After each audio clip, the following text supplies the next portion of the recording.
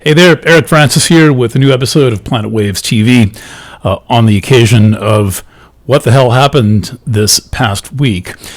Anyone paying attention to the astrology knows that we're approaching this momentous thing called the Saturn-Pluto conjunction that happens just 3 times per century. And when it happens, big events tend to surround it. The opposition took place in 2001, and we got the 9/11 incident. So this is the big astrology that is associated with big news. And in case you're wondering what this thing, at least in part, is about, we got a big clue this week, and in quite dramatic style. I'm about to release the monthly horoscope to the public. We sent it out to subscribers on Thursday night. We'll be sending it out on Saturday the 28th to the general public. And in that, with that horoscope, there's an article that talks about this. But I wanted to just summarize it for you and put the chart in front of you, which I'll do in a moment. First of all year long, we have been in this event called the Jupiter-Neptune square. Let me show you what that looks like. Here's Jupiter in Sagittarius. Jupiter takes 12 years to go around the zodiac once. And then here's Neptune, that's in Pisces. It takes about 150 years, a little bit more, to go around the zodiac once. And they've been in a 90-degree aspect all year. See, I have it written there, all year. That's just for precision. And so they've been in this 90-degree pattern. And what happens when you put Jupiter and Saturn in a 90-degree pattern is you get this bubble of unreality. It's kind of dreamy, and it's hard to get traction. It's hard to tell what's real and what's not. It's hard to see things for what they actually are. And additionally, it's easy for things that might ordinarily have tangible substance to just get lost. So, for example, I think that the disappearing act done by the Mueller investigation, this 2-year investigation that cost taxpayers like $30 million and had all the best like FBI agents and the best paralegals and secretaries and investigators and prosecutors and bookkeepers and accountants and super spies, and that whole thing went on, and it seemed really promising. I mean, all of these people are in jail now. I mean, Paul Manafort, the campaign chairman of the Trump campaign, Roy Cohen, the current president's personal attorney, in jail, federal prison. I mean, this is pretty serious to have federal officials or people supporting them in some way go to prison.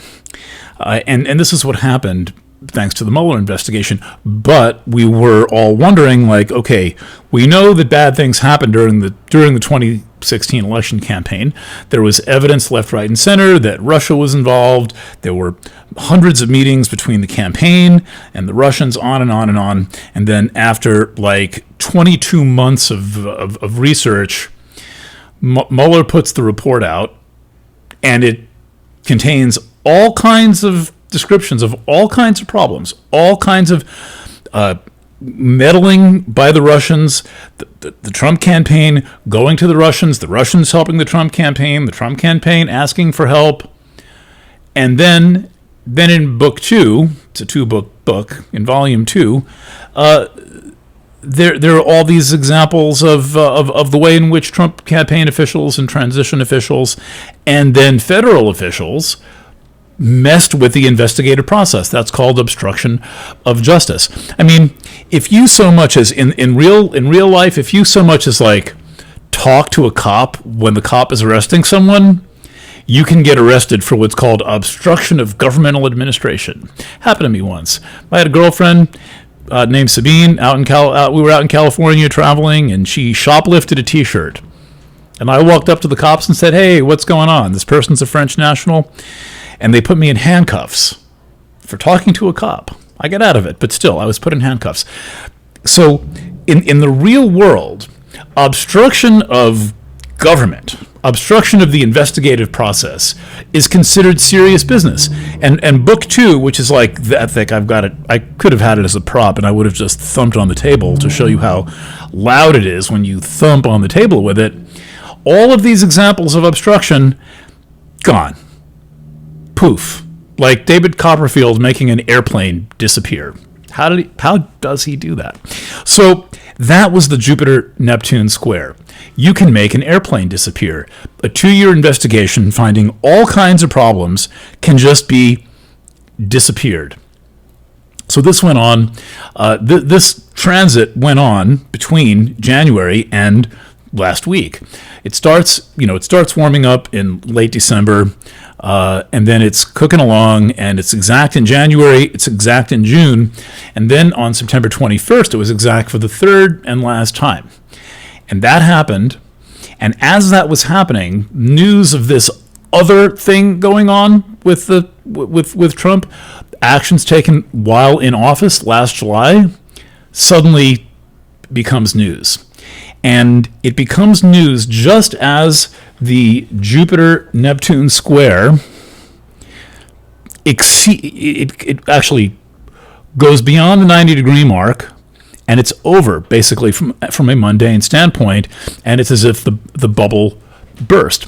And then, I'm sure a good few of you noticed, this happens concurrently with the Libra equinox. The sun changes signs, it enters Libra, and then that means that it's aspecting the Aries point, meaning the first degree of Aries.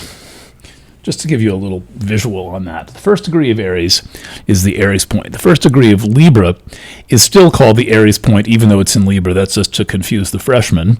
And if it's in Capricorn, it's still called the Aries point. And if it's Cancer, it's still called the Aries point, because anything making a 90-degree aspect to the Aries point is the Aries point, and the Aries point is this big juncture where things are magnified, where the world crashes into your living room, where the news seems really personal, or where things just inflate or explode, and the personal realm and the political realm kind of merge, like they're standing on the same intersection.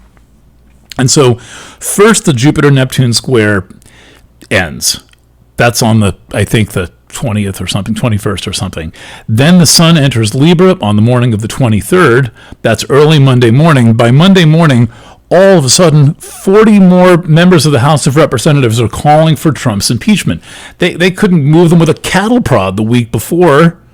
And now 40 more sign on one day. And by Tuesday night, the story is gaining momentum, and it's a bit much to explain here, but anyway, by Tuesday night, Nancy Pelosi, the Speaker of the House of Representatives at 5:05, goes on TV and says there will be an impeachment. And I hope you're thinking, what happened? The pundits on cable news are still kind of bewildered how fast this is all moving. They keep saying, like, wow, this is real. Things are really going pretty quickly. I forget which satire, maybe it's South Park or somewhere, where, like, there's a first date, and then, like, there's a wedding, like 15 minutes into dinner, and somebody says, wow, this is going really quickly. This is kind of what it was like. Things have gone very quickly. It was only 1 week ago that we found out that someone inside the intelligence kind of apparatus of the United States pulled together a report of alleged crimes by the president and the president's men. And 1 week later, well, what happened? What happened was the Jupiter-Neptune square bubble popped, and then the sun went from Virgo to Libra, which increases the speed of things.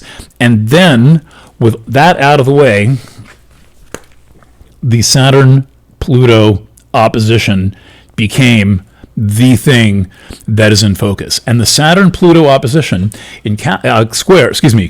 opposition, conjunction, square, all very similar. This is a conjunction. Look there, right there. Well, right there.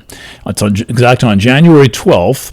It's the next thing up. It's the thing that's happening, and the next thing up is the thing that's happening now. This aspect is applying. It is becoming, it's becoming. It's manifesting. And the way that it's manifesting is this big shakeup in government. There's now a parade coming down my street. I'm going to pretend that's actually not there. What's that? They're a little late. Okay, so that is basically what happened. We went from one phase of history, the Jupiter-Neptune illusion thing that'd be really great for making movies or having fantasies or imagining yourself in a certain internal reality. Hold on a second.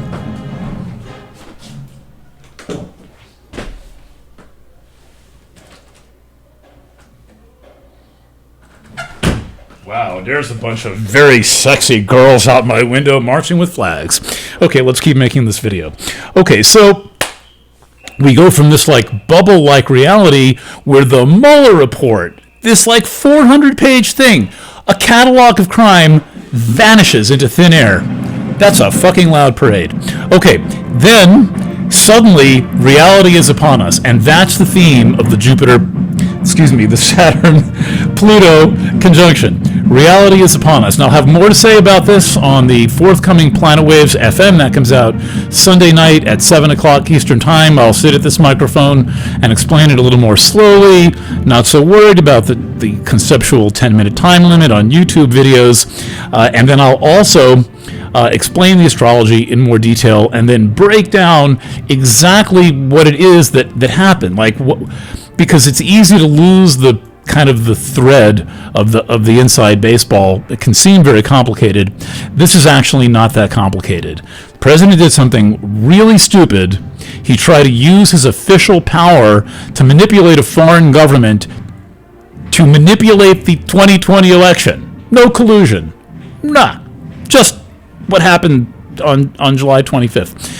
And then the cover-up, the associated cover-up, which includes a computer in the White House. Okay, all that said, thanks for watching. Thanks for enduring the parade of cheerleaders outside of my window, and I will catch you on Sunday and Saturday. Check your inbox or check my Facebook pages for the October monthly horoscope and article, also available at planetwaves.net. Planet Waves FM at planetwaves.fm. Imagine it flashing on the screen.